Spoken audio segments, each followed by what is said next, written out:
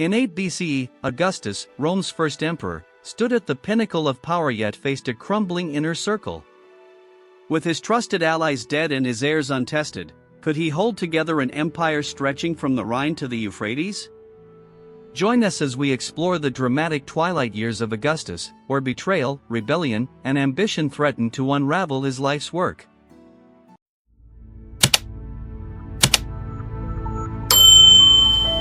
In the beginning of the year 8 BCE, Augustus crossed the Pomerium into Rome, approaching the Senate and accepting his proconsular imperium with another reluctant performance. The death of Drusus had left Augustus despondent. His long life was a blessing for its time, but one that saw the deaths of his sons, supporters, and friends. Of those that remained were his stepsons and adopted children, Tiberius, a stern and boorish disciplinarian, as well as Gaius and Lucius Caesar, two spoiled and untested children. Left with no other heirs, it would be these three unlikely candidates who would take on Augustus' mantle in the provinces.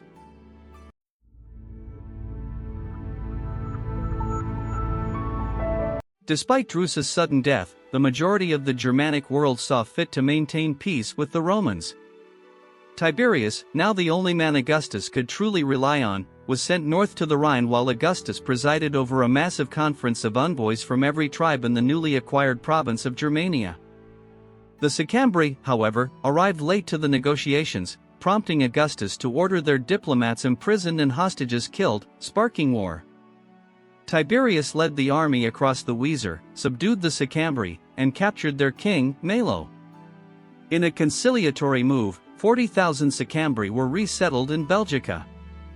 Tiberius proved his logistical prowess by abandoning the base at Oberayden for Haltern, securing a lasting peace. Augustus lauded him, granting a triumph and designating him consul. Yet, Tiberius' ambitions soon took an unexpected turn.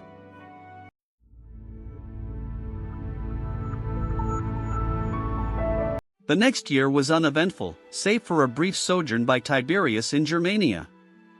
He promised to restore the Temple of Concord in Drusus' name, allowing Augustus to close the Temple of Ianus doors for a third time. Augustus renewed Tiberius' tribunician power and sent him to Armenia to address the Parthian-installed Tigranes IV. Shockingly, Tiberius retired to Rhodes, defying Augustus after a hunger strike. Scholars speculate he resented the favor shown to Gaius and Lucius Caesar or sought to escape his wife Julia's reputation. Augustus felt betrayed, with allies like Maecenas dead and Statilius Taurus ailing. Facing a shortage of commanders, he turned to his teenage grandsons, Gaius and Lucius Caesar, hoping they could rise to the challenge.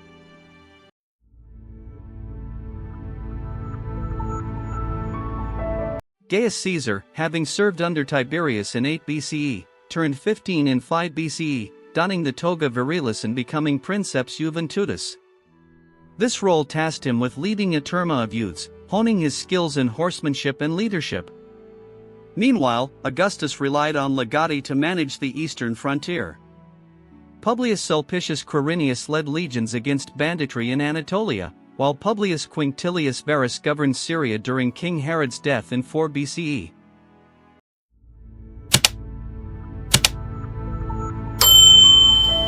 Herod's death sparked unrest in Judea, as his will bequeathed wealth to the Romans, angering locals. His son, Herod Archelaus, faced riots during Passover. Attempts to subdue the crowds failed, leading to bloodshed. Varus restored order in Jerusalem, but Procurator Sabinus' attempt to seize treasuries reignited riots. Rebels, including veterans and bandits like Judas, Simon, and Ephrangios, attacked across the region. Varus amassed an army, raised Sepphoris, and crushed the revolts, crucifying 2,000 instigators. Despite success, 10,000 rebels remained active in Idumea, and Varus offered clemency to most, sending leaders to Rome.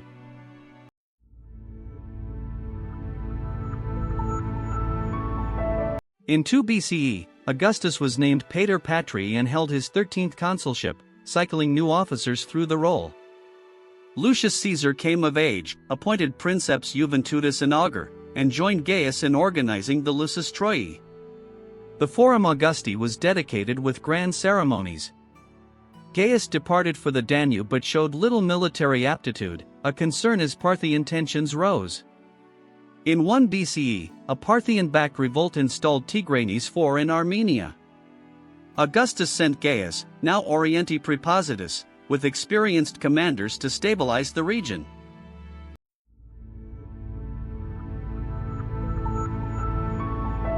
In 1 CE, Gaius arrived on the frontier. Parthian king Phraates' negotiations with Augustus failed, but the death of their candidate Artabatzos allowed Tigranes IV to reclaim Armenia. Phraates withdrew, and Gaius was proclaimed imperator. However, Tigranes IV's ambush and death sparked another revolt. Gaius besieged Artagira into 3 CE, where he was wounded in a betrayal by the Armenian commander Radon. The city fell, and Ariobarzanes II was installed, only to die soon after, replaced by Artabatzos. Tragically, Lucius died in 2 CE, and Gaius succumbed to illness in 3 CE, leaving Augustus bereft.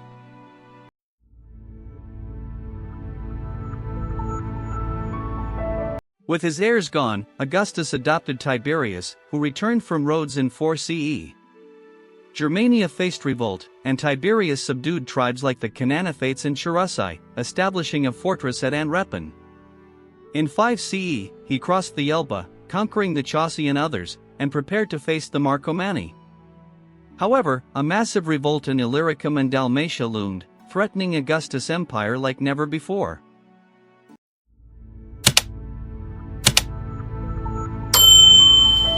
Augustus' twilight years were marked by loss and resilience. With Tiberius as his heir, he faced the daunting task of securing Rome's future against rising rebellions. The Great Illyrian Revolt would test his empire's strength, but Augustus' legacy as Rome's first emperor endured. Join us next time as we explore this monumental challenge and the fate of the Julio Claudian dynasty. Subscribe and hit the bell to stay updated on our historical journey.